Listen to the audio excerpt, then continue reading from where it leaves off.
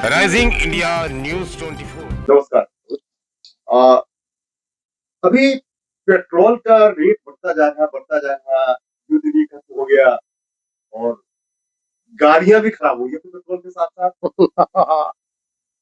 ये तो है। सरकार तो कभी कुछ नहीं बोल रही है। नहीं, सरकार क्यों बोलेगी? जिसे लाभ मिल रहा है वो क्यों बोलेगा?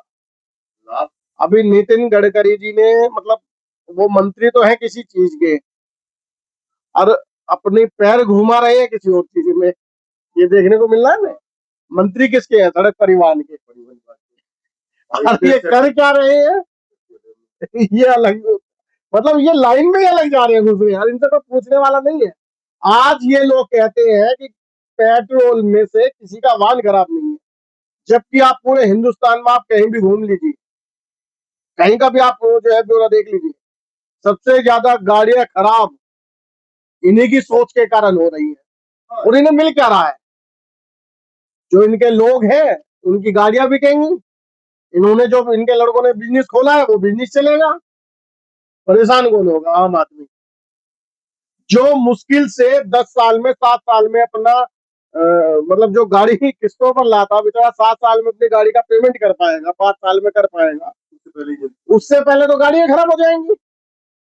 अभी हाल ही में मैं कल के एक वीडियो देख रहा था, उन्होंने कहा जी मेरी गाड़ी को ले हुए भी 3 साल हुए हैं। स्कोडा एक गाड़ी थी उनकी, नई गाड़ी ली थी, तो 3 साल पहले मैंने गाड़ी ली है, 3 साल बाद में इंजन जो है बैठ चुका। अभी जो खासकर जो इथेनॉल मिला है पेट्रोल में, तो 80-20 का हिसाब था, अब वो भी बढ़ गया इसमें है। इसी वजह से अब इंजन जो है उसके कैपेसिटी का है नहीं, तो आप जब पेट्रोल अगर किसी बोतल में रखेंगे, प्लास्टिक बोतल में, शीशे की बोतल में देखेंगे, तो आप उसमें देखेंगे 20% उसमें पेट्रोल है, नीचे पूरा इथेनॉल। तो पहला तो जरूरी है। अच्छा त्यागी जी, ये एक बात बताइए, इतनी बचत सरकार दे रही है, तो जनता का भी पैसा तो यूज नहीं है। जनता का ही खून देखिए, जनता का ही खून चूसा जा रहा है। आप सड़क बनेगी तो उसमें आप सबसे ज्यादा टोल टैक्स किसका देगा? मिलेगा जनता का। 1000 1500 2-2000 का टोल टैक्स लगाया जा रहा है, तो ये खून किसका चूसा जा रहा है? आम आदमी का, आपका, हमारा। अभी इन लोगों का तो केवल मुंह चलता है, मुंह चल गया कि भाई अब जो है 2080 का नहीं रहेगा, बढ़ाओ इस चीज में 100% करो, है ना? पर होगा क्या? ये आपका हमारा नुकसान है। कहते क्यों नहीं है नितिन गडकरी जी की भाई किसी का नुकसान होगा तो सरकार भरेगी, किसी का इंजन सीज होगा तो सरकार देगी, किसी की गाड़ियां खराब होगी तो सरकार जिम्मेवार है? कहते क्यों नहीं है? अगर आप इतनी जिम्मेदारी के साथ कोई ऐलान कर रहे हैं, कुछ कह रहे हैं, तो फिर उसकी जो सुरक्षा है, जो लोगों में एक डर का माहौल है, उसी डर को दूर कौन करेगा? सच क्या? अगर महंगाई इतनी ज्यादा बढ़ रही है, खासकर पेट्रोल तो पहले भी महंगा था, आज तो और महंगा नहीं, कई गुना महंगा हो। नहीं, आप पेट्रोल दीजिए ना, लोग पेट्रोल महंगा खरीद रहे हैं, किसी ने अभी तक कंप्लेंट तो नहीं करी।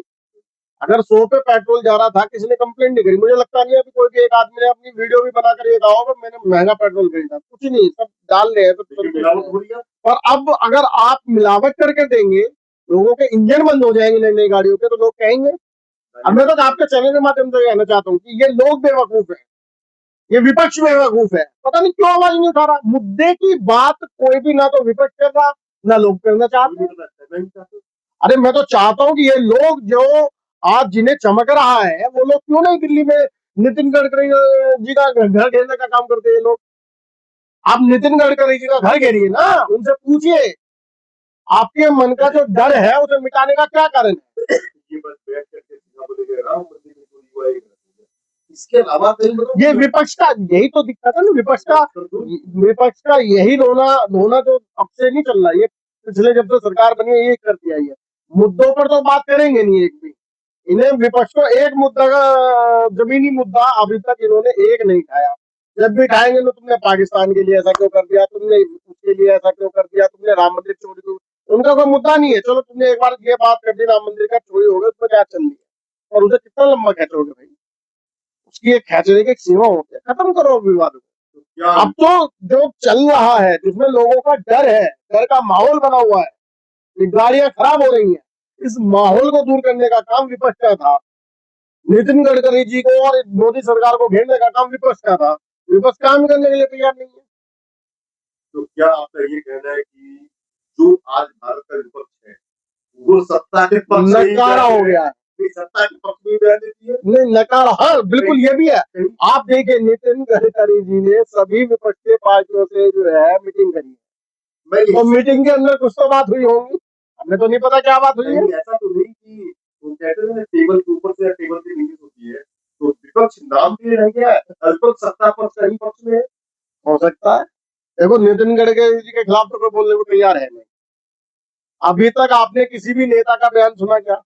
पत्रकारिता बोल सकते हैं, तो मीडिया के ऊपर बिल्कुल से हाँ। किया जाता है।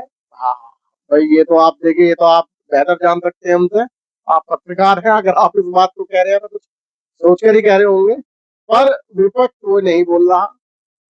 जिनका काम है लोगों की समस्याएं सुनना, लोगों की समस्याएं उठाना, विपक्ष नकारा हो गया है। इससे ये उदाहरण पेश होता है। अमेजिंग इंडिया न्यूज 24 चैनल को सब्सक्राइब करें, लाइक करें और वीडियो को शेयर करें।